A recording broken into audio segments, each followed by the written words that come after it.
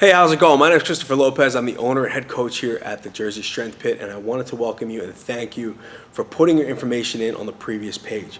What we're going to cover in this video really quickly is a few things that I promised. Number one is going to be a speed hack. Number two is going to talk about the most beneficial types of training for young athletes. And number three is going to talk about how much they should actually train, the training sweet spot. All right. So before we dive in, again, thank you. Make sure you watch this video in its entirety all the way to the end, because what I'm going to do at the end of the video is give you a special offer that you're not going to find anyplace else. Our way of saying thank you for checking us out, and it's going to be awesome for your son or daughter in middle school. So hang tight, watch the video. Let's get to it. So the first thing we're going to talk about is a speed hack. Most athletes are looking to get faster. Speed kills, especially those in middle school. Middle school athletes, a lot of them, their body hasn't developed yet to where they have a decent amount of muscle mass that will allow them to be fast. But it's not to say you can't prep them for that. So when they are in high school, or they do start to develop into the high school athlete, they'll be ready. So the one thing I see in speed and agility programs that makes me cringe is agility ladders. Now the problem with the agility ladder is that it doesn't translate to the field very well. And what do I mean by that? So think of the agility ladder. Most people hit the agility ladder and they try and get their feet as fast as possible, real choppy steps, and try and blow through it. It looks really cool, it looks really flashy. Fast feet look awesome, but fast feet do not translate to speed. It just doesn't. What translates to speed is force production. How much force your child can put into the ground so that they can propel their body forward while pushing the ground away from them, behind them. Okay, think of it this way. The more force you can put behind you, the harder and the faster you're going to be. The harder you're going to run, the faster you're going to be. The more you're going to get out of each step.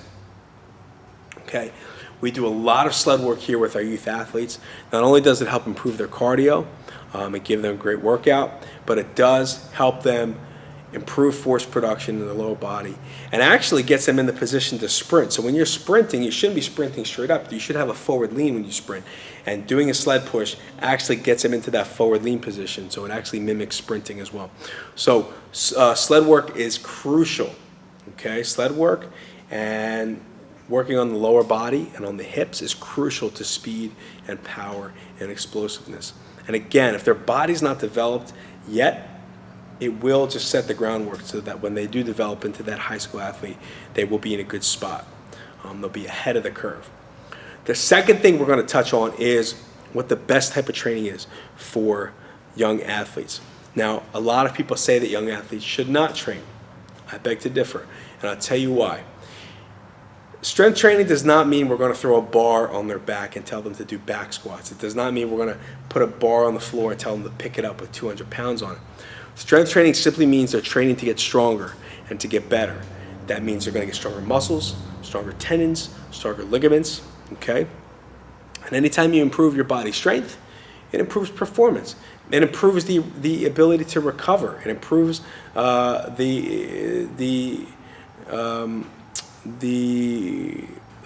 decreases the risk of injury, okay? It improves the fact that your son or daughter is not going to have a high risk of injury, okay?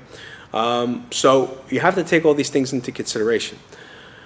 So again, we're not going to be making them lift a ton of weights. What we're trying to do here is get them to master their body weight, push-ups, pull-ups, body weight squats, sled work, band work. We do a lot of band work for the shoulders, and just things to prep them and prime them so that when they are older, they're going to be ahead of the curve.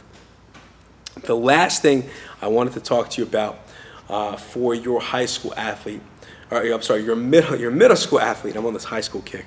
Your middle school athlete is how much should they train?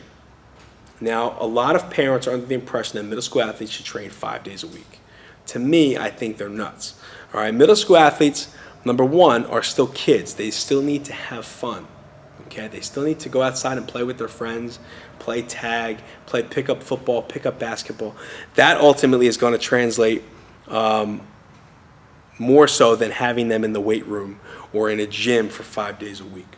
So get them outside and get them playing. Again, so the summer's coming, and if the weather's nice in the fall, winter, and spring, then they should be outside. Bottom line, playing, running, making cuts, that's going to improve their performance just from doing that.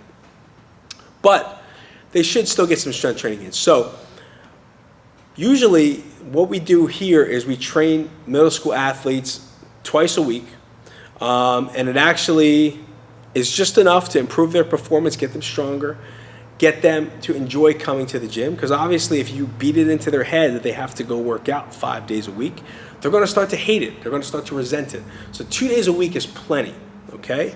Maybe 3, but our middle school program here is 2 days a week. And again, it's plenty to get them moving, get them learning how to do certain movements without overdoing it, and it's not overkill, all right?